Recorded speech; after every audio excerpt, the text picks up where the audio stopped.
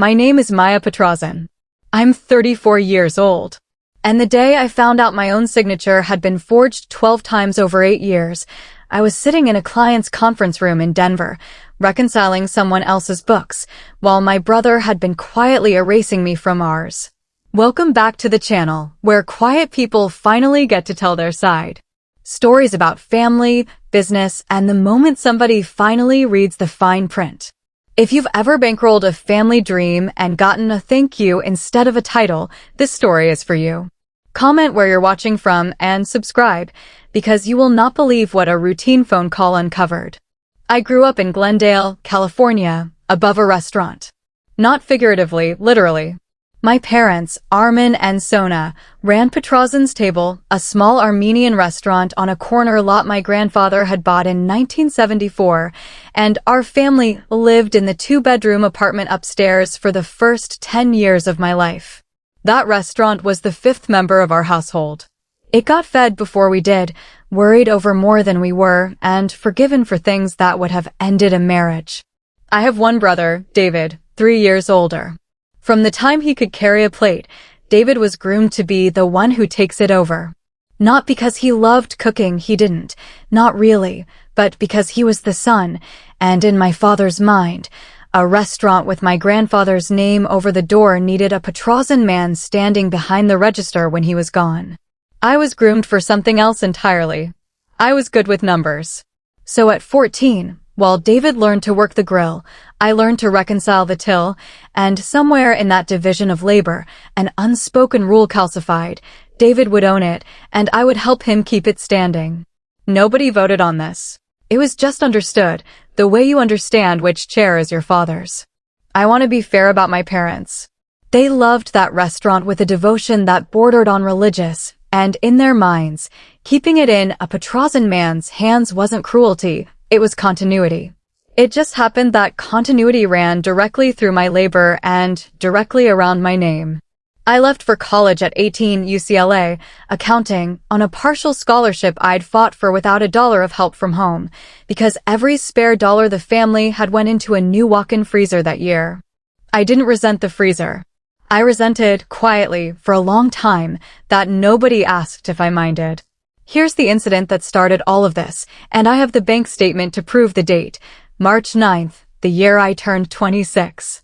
The restaurant needed $40,000 for a health code overhaul, new hood system, new flooring, the whole 9 yards, or the county was going to shut it down.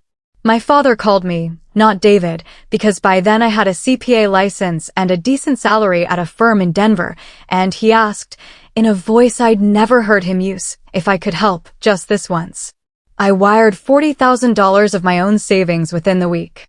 My father promised, on the phone, that I'd be added as a 10% owner on the LLC paperwork as soon as the lawyer finishes the health inspection stuff. I didn't push. That was the mistake. I trusted the sentence the way you trust a stove is off, because you always turn it off. Over the following 8 years, I sent money 4 more times. A walk-in compressor. A payroll gap during COVID that nearly closed the place permanently. A lawsuit settlement from a slip and fall that insurance didn't fully cover. A second location's deposit that David swore would triple the family's income within 2 years. All told, across 8 years, I sent $187,000 of my own money into that restaurant. I know the number exactly because I'm an accountant, and because somewhere around year 3, some cautious part of me started keeping a private spreadsheet, the way you keep a diary you hope you'll never need to read out loud. Every single time, the answer was the same. We'll fix the paperwork soon, Maya. You know you're part of this family, that's what matters. Family, deployed like a receipt for money that was never actually going to be repaid or recognized. I let it happen because some part of me still believed that showing up with a check was its own kind of belonging, even if my name wasn't on the wall. Fast forward the wilderness years, because I don't like making them sound sadder than the plain facts already are. I built a life in Denver, a promotion to senior manager at my firm, a rescue greyhound named Levon, a 1-bedroom condo with a balcony I actually use. I visited Glendale twice a year, Christmas and my mother's birthday, and every visit, David would walk me through the restaurant's numbers like I was a consultant he was paying by the hour, except he never paid me, and I never billed him. Because that's not what family does. Or so I still believed. The call that changed everything came on an ordinary Tuesday in October, and it wasn't even meant for me.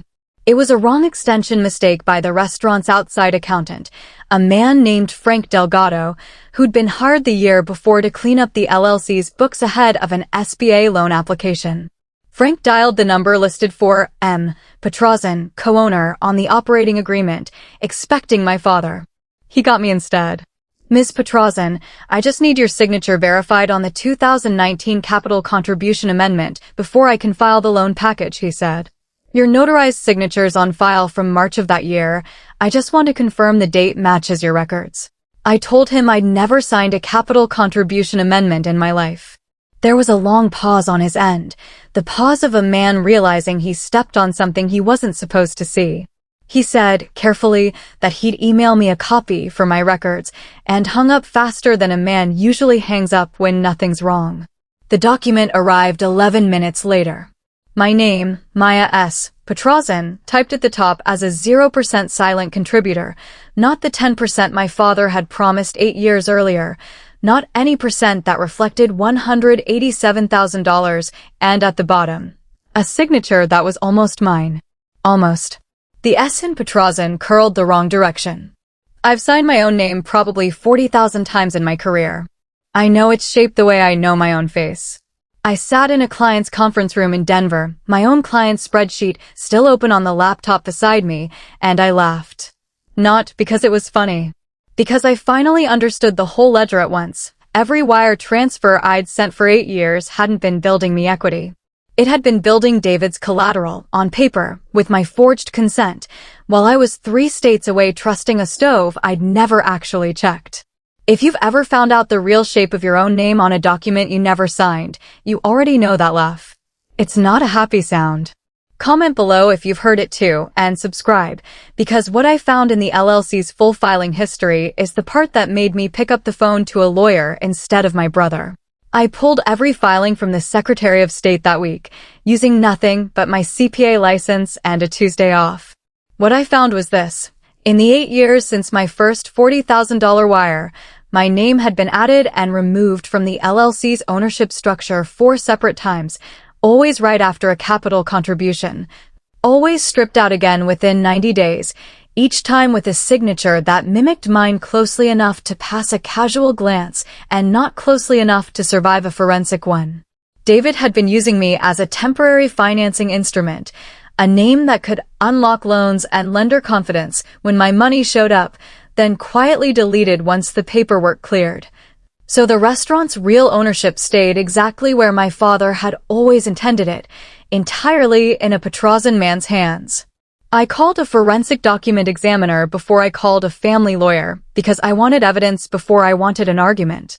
She confirmed within a week what I already knew in my chest. For forged signatures. 8 years.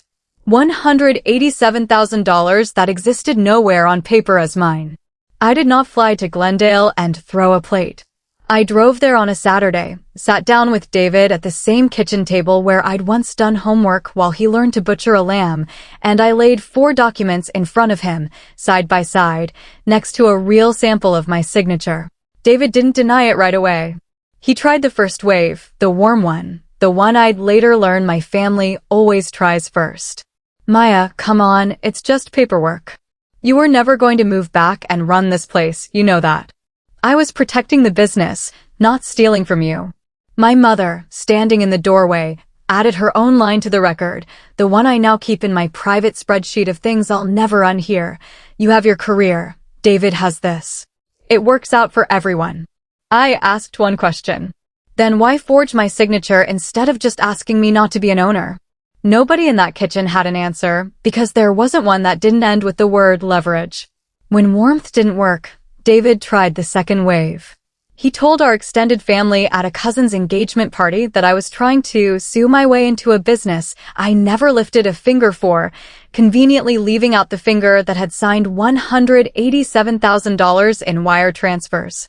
My aunt stopped speaking to me for a month. I let her. I didn't sue for ownership, though my lawyer said I could have.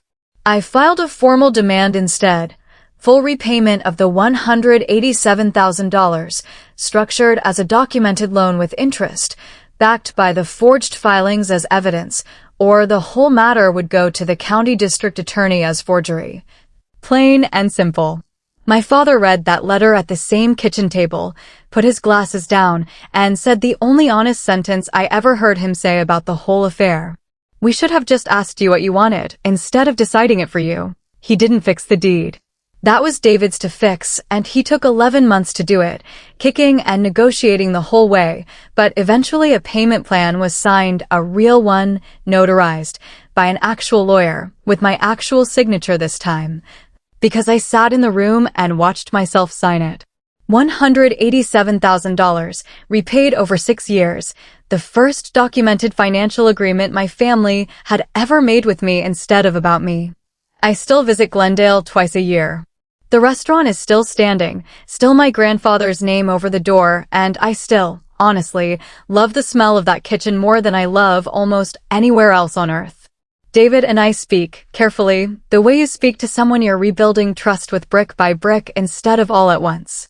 My mother kept the framed photo of the restaurant's opening day on the mantel, my grandfather, my father, and a name in the corner of the old deed that, for the first time in the restaurant's 50-year history, now includes mine, 10%, real, filed mine. Here's what 8 years of wire transfers taught me, and it took a wrong number phone call to finally hear it. Being trusted with the money is not the same as being trusted with the name. And the year I stopped signing checks without reading what came back wasn't the year I stopped loving my family's restaurant. It was the first year I finally read the fine print on my own life. That's my story. One wrong extension, for forged signatures, and $187,000 that finally came back to the person who earned it. If somebody in your family has ever cashed your generosity while keeping your name off the door, take this as your sign. You're allowed to ask for the paperwork. And you're allowed to still love them while you do it. If this story felt familiar, share it with someone who needs it today. Drop a comment, hit subscribe, and I'll see you in the next one.